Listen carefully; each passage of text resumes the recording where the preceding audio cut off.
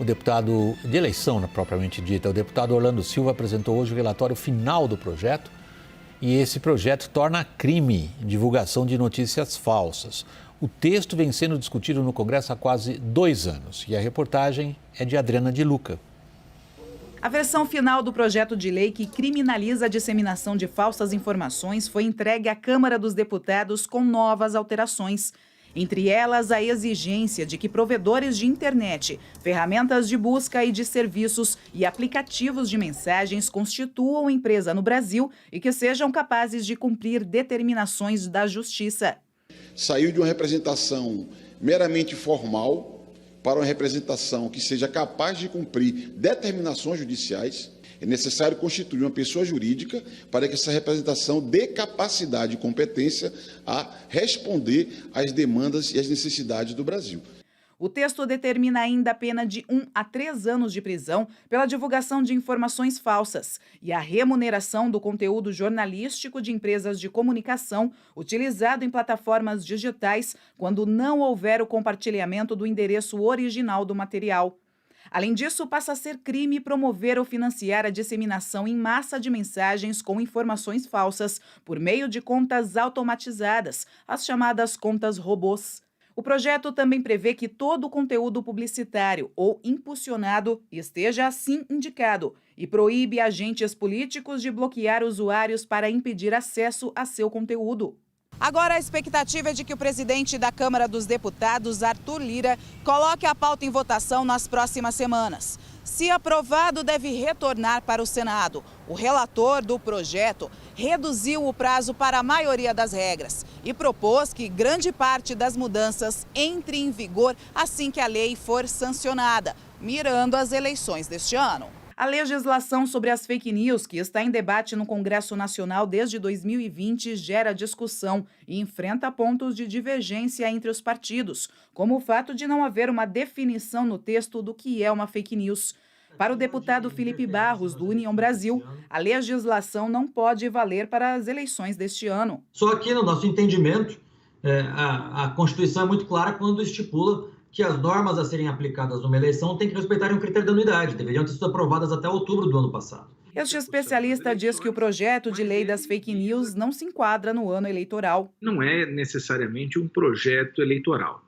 Ele é um projeto de lei que tem repercussão nas eleições, mas ele visa combater a disseminação de fake news, de maneira geral. Então, isso serve desde a pessoa que vai lançar um fake news sobre um shampoo até um fake news sobre política.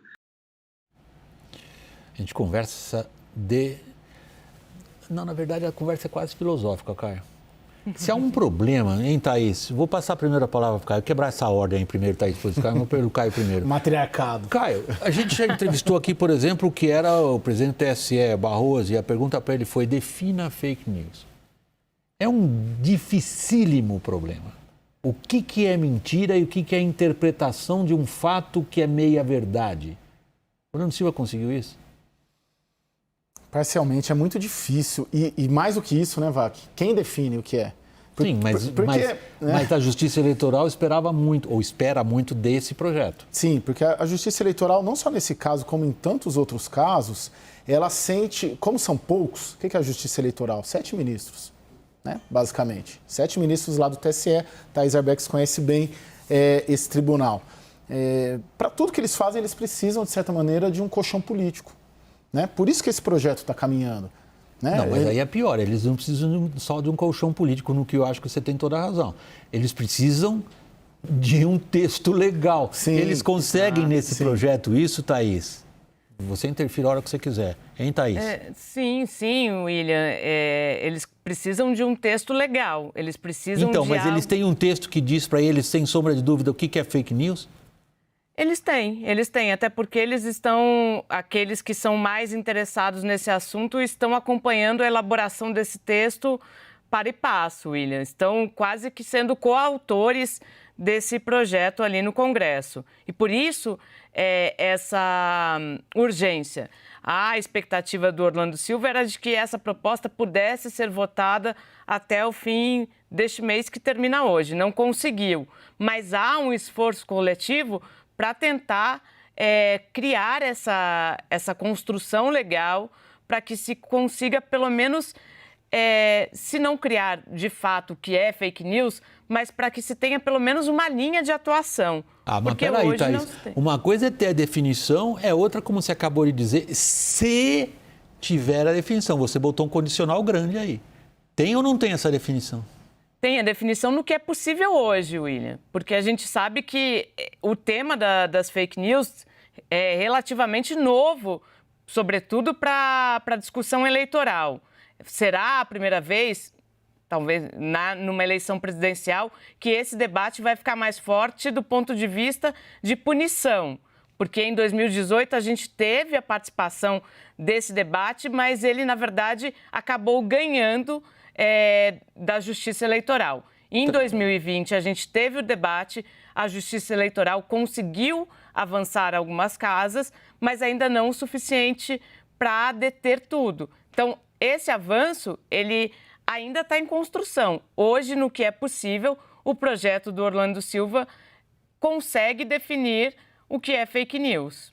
Thaís, você é analista político, eu, repórter aqui na função de apresentador. Vamos consultar o Caio, que tem formação em Direito, o advogado Caio. Você está à vontade com esse projeto? Não, esse assunto, eu acho ele... Bom, eu não gosto de ficar falando eu acho, mas assim, a minha percepção, a partir de apuração, é de que não são as leis que vão conseguir frear fake news, não é a Justiça Eleitoral que vai conseguir frear fake news, a despeito de ser louvável e ser nobre a tentativa, a busca do Edson Fachin, do Orlando Silva, do universo político, de tentar de alguma maneira conter.